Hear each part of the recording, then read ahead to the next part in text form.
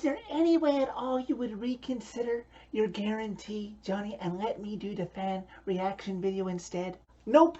I knew they wouldn't beat the Oilers, so it was an easy one to play off to try and get more views and get people hooked in and get your hopes up. But come on, it's the Oilers right now. They're up here and the Preds are down there. There was no way the Preds were going to win this game.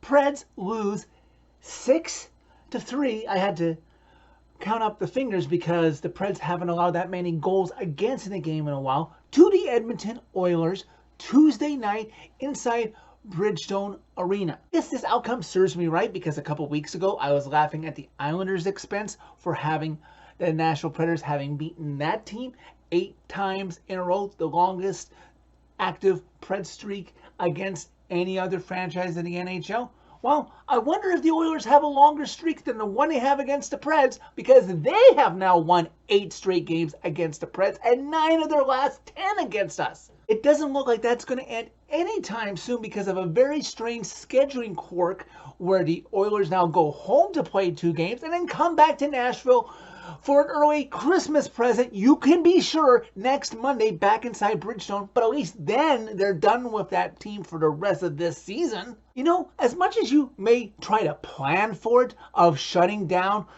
2 big guys, no, it's not just those 2 guys who ruled the roost with the Oilers against the Preds tonight. It was Zach Hyman on top of that. It doesn't matter that Jack Campbell, who was the Oilers' high-price free agent signing, was starting in net for the Oilers because he has struggled as much. That's how what the Oilers thought of the Preds was to start Jack Campbell to get some confidence in them. He still allowed 3 goals, and on most nights, if I told you the Preds were going to score 3 goals, you'd think, oh, most likely they won or at least got the game to overtime. Not against these Oilers. Cody Glass made it 1-0 Preds on a weak shot 75 seconds into regulation. I was like, yeah, just wait.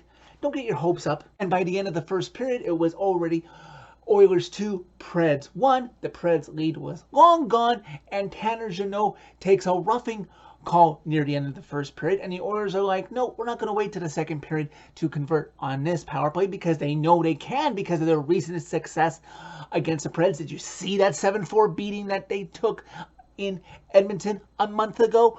Of course, and the Oilers have a flair for the dramatic, as it is Leon Draisaitl, who has owned the Preds the most, who makes it 3-1 after 1. And in the second period, the Preds and Oilers would trade chances.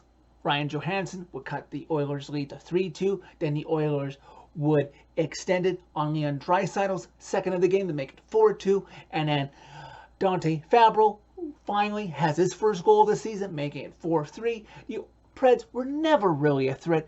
Long after it was 1-1 and the Oilers had their lead, they would get in within 1, and then the Oilers would get a 2-goal lead again. And after Dante Fabro made it 4-3, Rowan McEwen took a tripping call near the end of the second period, and the Oilers are like, hey, you know what we just did at the end of the first period? Let's run it again because it will work. And up to that point, you had Zach Hyman with 2 goals and Leon Draisaitl with 2 goals. And you know who hadn't had a goal to that point? Oh yes, McJesus. Connor McDavid makes the Preds penalty kill pay again. He scores in the dying seconds of the second period. The Oilers had a 5-3 lead after 2. Preds special teams failing them again in this game as the Oilers went 2 for 2 on the power play and the Preds went 0 for 5. Nobody is scared of playing the Preds when taking a penalty because this team has no proper zone entry to set up.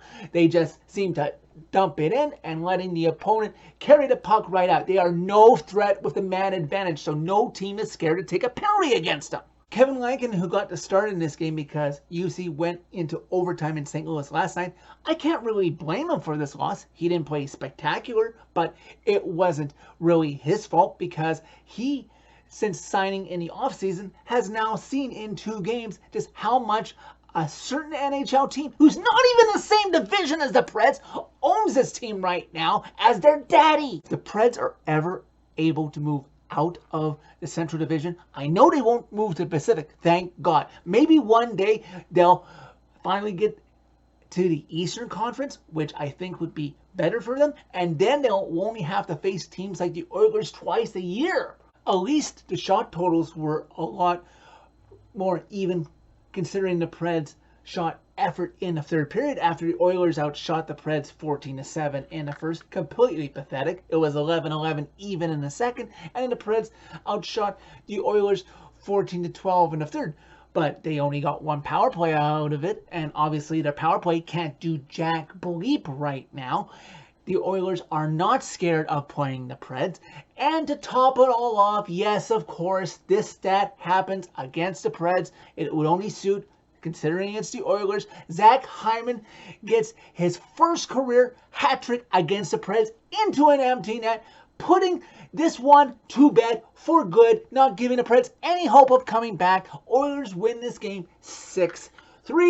The Preds have now lost 4 games in a row. The 3 players of Leon Draisaitl, Zach Hyman, and Connor McDavid totally dominated the Preds in this game, combining for 6 goals, 7 assists, and 13 points. I don't know where to give you guys any positive spin on this team. This team, if you look at the schedule, I think could only win 1 game before Christmas, and then another game after that, right before New Year's. They have Chicago in Chicago a week from tomorrow, and then on December 30th they face Anaheim. Other than that, they're all facing playoff teams or teams desperate to get into the playoffs. On Thursday they face Winnipeg, who's going to be ticked off about losing at home tonight. Then they go into the Mile High City to face Colorado, and when was the last time that team gave the Colorado Avalanche any competitive effort during the regular season, not near the end of the season, kind of like how they got lucky with that shootout win in the second last game of last season, helping them clinch a playoff spot. And then they face Dallas, and then on New Year's Eve, oh yes, what a great way to ring in the new year coming up when they go into Vegas and probably catch the Vegas flu. Like I said after the St. Louis loss yesterday, I will keep my heart tempered during actual close fights. And then when they get their butts outworked through the majority of the game, like tonight, that is when I'm going to rant. And I know that for the rest of this season, I'm mentally prepared. I called it at the beginning of the season. Then the 7-9 win streak gave me false hope. And even I fell into that trap of, okay, maybe they figured it out. Nope, they have not figured it out. Do not let me fall into that trap again.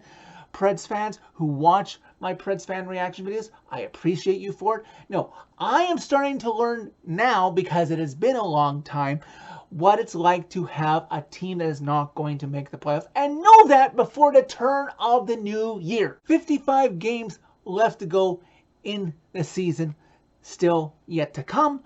I just hope that maybe for respectability, this team can reach 25 wins, but on the other hand, maybe to force the rebuild into overdrive that I hope this team continues to suck, doesn't affect the Milwaukee Admirals, because that team deserves a shot at the Calder Trophy after they were shut down with the lockdown in 2020, and then maybe get a chance at Connor Bedard or at least a top 3 lottery pick come April. So that's it for this video. Thank you very much for watching. As always, click like if you like this video. Click subscribe if you really like it. You can find my social media by clicking on a channel name.